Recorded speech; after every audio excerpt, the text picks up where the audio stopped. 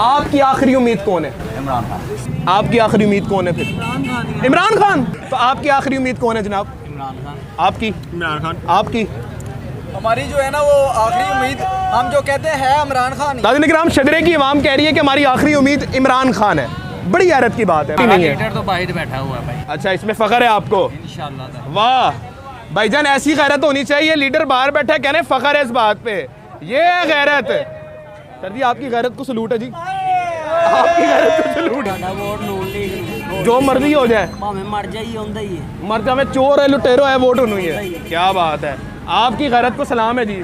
इनकी गैरत, यार ऐसे गैरतमंद लोग चाहिए।